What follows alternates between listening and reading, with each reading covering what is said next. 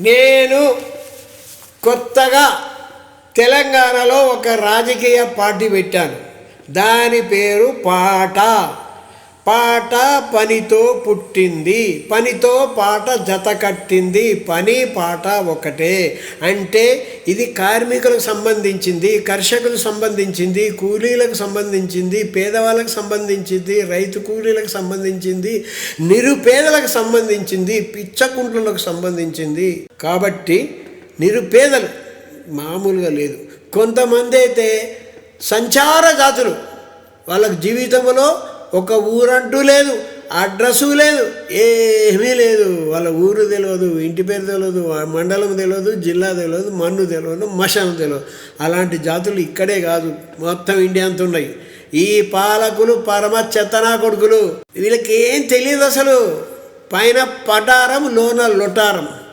కాబట్టి ఇది చూడండి, అదొక సెక్షన్ అయిపోయింది, ఇదొక సెక్షన్. ఇంత టెక్నాలజీ డెవలప్ అయింది.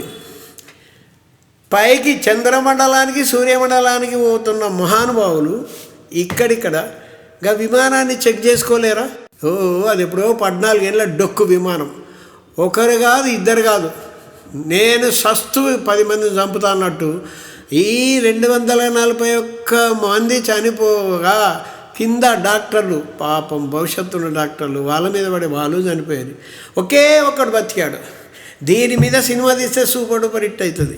రాజమౌళికి కానీ ఇంకొకటి కానీ నేను ఛాలెంజ్ చేసి చెప్తున్నా, దమ్ము ఉంటే దీని మీద సినిమా తీయండి. ఇది ఆ హీరో రమేష్ విశ్వాస్, హీరో బ్యాంచర్ ఒక్కడు బతికిండు, అంతమంది చనిపోయాడు. కాబట్టి దేశాన్ని మార్చడానికి ఒక్కడు చాలు, అది నేనే. పేదలు అనేవాళ్ళు ఇండియాలో ఉండరాదు. అయితే ఏం చేయాలి?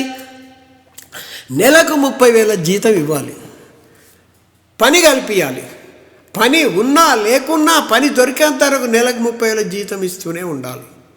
తెలంగాణ ప్రజలందరికీ ఇవ్వాలంటే కొన్ని లక్షల కోట్లు కావాలి. మరి ఎక్కడి నుంచి తేవాలి? తెస్తా, నాకు అధికారం ఇవ్వండి. ధనవంతుల దగ్గర దండిగా డబ్బు ఉంది, పేదల ట్యాక్స్ విధిస్తాను. వీళ్ళ జీతాలన్నీ వాళ్ళ దగ్గర ట్యాక్స్ రూపంలో వసూలు చేస్తా. ఎందుకు డెవలప్ కాదు? ఎక్కడో దుబాయ్, మస్కట్, కువైట్, సౌదీ అవసరమా?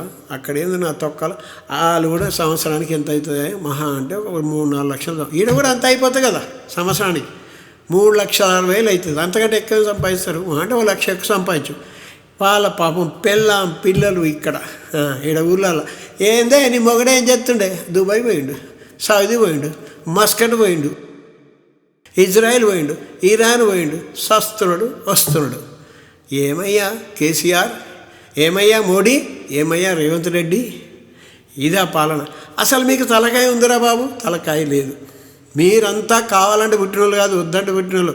మీకు ఆస్తి కావాలా, హంగామా కావాలా, సెక్యూరిటీ కావాలా, పోస్ట్ కావాలా, సీఎం పిఎం.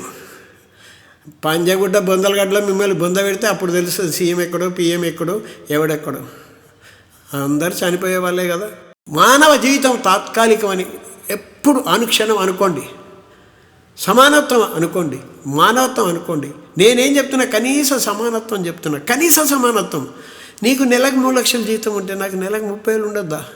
ఏందయ్యా 5,000 నెలకు, 8,000 ఎలా బతకాలి? కాబట్టి పాటాపాటికి ఓటేసి అధికారం ఇవ్వండి పేద ప్రజలారా. డెఫినెట్ మిమ్మల్ని పైకి తీసుకొచ్చి చూపిస్తాను. ఇలాంటి విమాన మరణాలు ఉండకుండా చేస్తాను.